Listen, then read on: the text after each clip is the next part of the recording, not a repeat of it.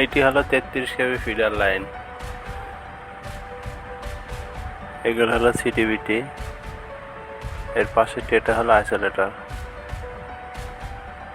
CTBT হলো current transformer ও potential transformer. এগুলো মূলত এনার্জি পরিমাপ করার জন্য ব্যবহার করা হয়। এগুলো হলো আইসোলেটর। আইসোলেটরটি লাইনকে সম্পূর্ণরূপে বিচ্ছিন্ন করার জন্য ব্যবহার করা হয়।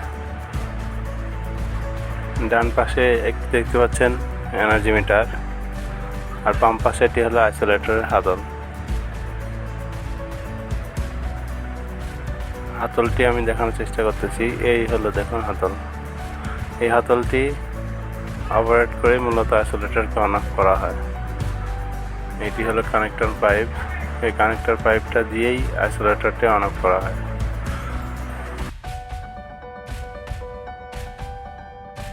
এই পাশে পড়লে এটি হলো এসিআর। নিচেরটি হলো এসিআর কন্ট্রোলার। এসিআর হলো অটোমেটিক সার্কিট রিক্লোজার। এটি মূলত সার্কিটকে বড় ধরনের দুর্ঘটনা হতে রক্ষা করে। শর্ট সার্কিট বা ঝোড়ো বাতাসে গাছের ডালপালা সরবরাহ লাইনে আশ্রয় পড়লে এই এসিআরটি স্বয়ংক্রিয় ভূমিকা পালন করে থাকে। পরপর 3 বার স্বয়ংক্রিয়ভাবে অন অফ হয়। তাতে সমস্যার সমাধান না হলে সার্কিটটি সম্পূর্ণরূপে বন্ধ করে দেয়। পরবর্তীতে সমস্যা সমাধানপূর্বক পুনরায় ম্যানুয়ালি অন করে দিতে হয়। এটি মূলত এসিআর এর কাজ।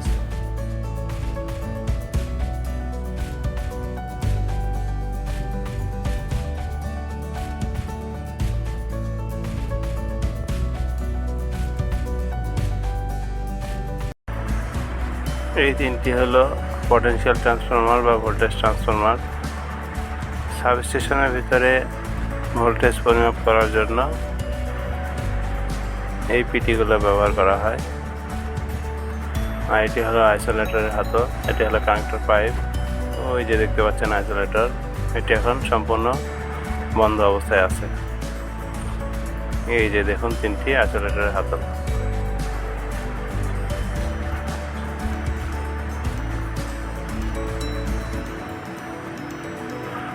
এটি হলো মেইন ভিসিবি। ভিসিবি অর্থ ব্যাকগ্রাউন্ড সার্কিট ব্রেকার। এই মেইন ভিসিবিটি অন করলেই 33/11 কেভি মেইন ট্রান্সফরমারটি অ্যাক্টিভ হয়।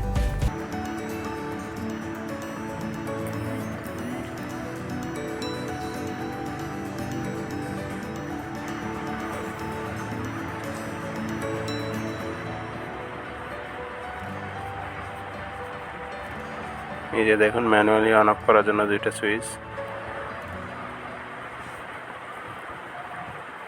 এই 3টি হলো সিটি বা কারেন্ট ট্রান্সফরমার। এই 3টা সিটি এবং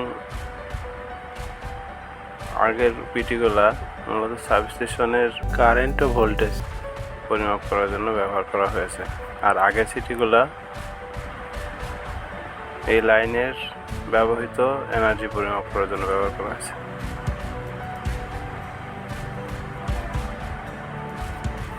এই 3টি হলো সার্জ প্রোটেক্টর বা সার্জ অ্যারেস্টর। এগুলো মূলত বজ্রপাতজনিত কারণে উচ্চ ভোল্টেজকে সরাসরি মাটিতে প্রেরণ করার জন্য ব্যবহার করা হয়। এই যে দেখুন 3 ফেজে 3টি ব্যবহার করা হয়েছে। এই সবুজ তারগুলো দিয়ে 8 ফিটের সাথে কানেক্ট করা হয়েছে, অর্থাৎ সার্জ ভোল্টেজ হলে সরাসরি মাটিতে চলে যাবে উচ্চ ভোল্টেজগুলো। এগুলো ট্রান্সফরমার এসটি সাইড, অর্থাৎ এই 3টিতে 33 কেবি ঢুকবে। এগুলো হলো এলটি সাইড, এগুলো দিয়ে 11 কেবি বের হবে।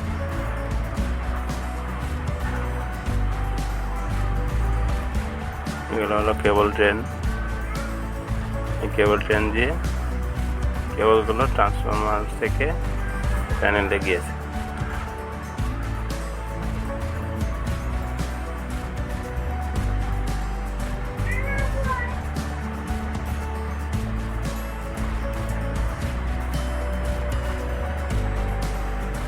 পুরো সিস্টেমটি আরেকবার দেখুন।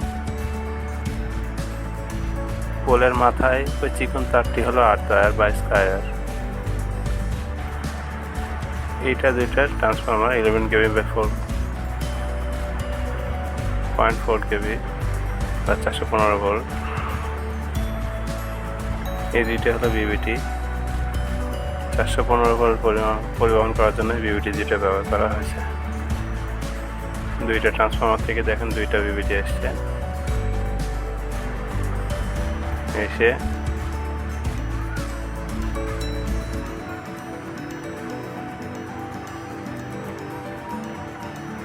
এই যে দেখুন, এটি হলো মেইন বিবিটি অথবা এই প্যানেলের মেইন ইনকামিং এসিবির ইনপুটে লেগেছে, আর এই বিবিটি হলো আউটপুট বা লোড সাইডে গিয়েছে। এগুলো এই আরেকটি বিবিটি এসে এই প্যানেলে লেগেছে।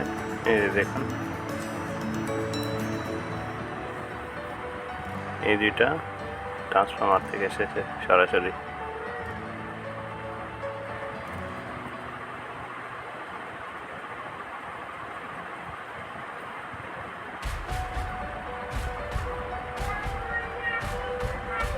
এটি আরেকটি ইনকামিং এসিবির ইনপুটে লেগেছে, আউটপুট থেকে লোড সাইডে পাওয়ানো হয়েছে। এই পাশের বিবিটি হলো লোড সাইডে গেছে।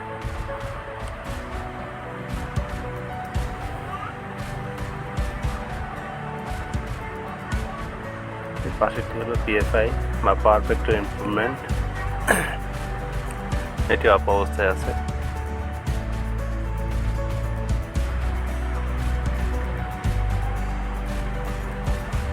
এই তিনটি হলো 11 কেভি এসিবির প্যানেল। বাম পাশেটি হলো মেইন, বাকি দুইটা ট্রান্সফরমার অ্যাক্টিভ করার জন্য, আর এটি হলো মেইন বিসিবি অন করার জন্য।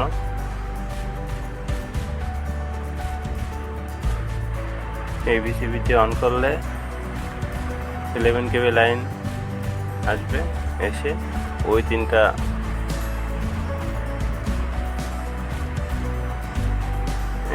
প্যানেলে তিনটা বিসিবি অন করলে দুইটা ট্রান্সফরমার অ্যাক্টিভ হবে, হয়ে 415 ভোল্ট প্যানেলে আসবে।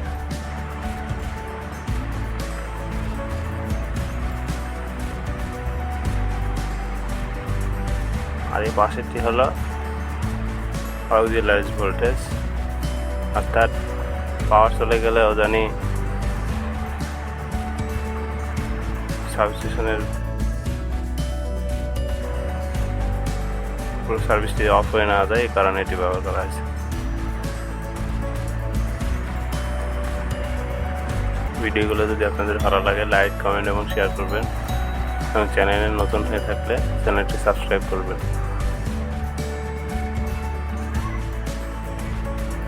নোটিফিকেশন বাটনটি অন করতে ভুলবেন না, কারণ এই ধরনের সাবস্টেশন রিলেটেড প্রতিনিয়ত ভিডিও আপলোড হবে। ভিডিওটি কেমন লাগে কমেন্ট করে অবশ্যই জানাবেন।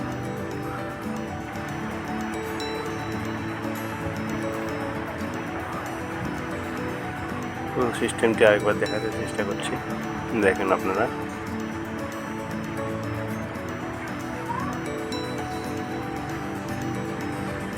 এই দুইটা হলো মেইন ইনপুট বিবিটি, ট্রান্সফরমার থেকে এসছে। এই বিবিটিগুলো 415 ভোল্ট পরিবহন করে। এই যে দেখুন, দুইটা ট্রান্সফরমার থেকে দুইটা বিবিটি কানেকশন করা হয়েছে। ধন্যবাদ সবাইকে, ভালো থাকবেন।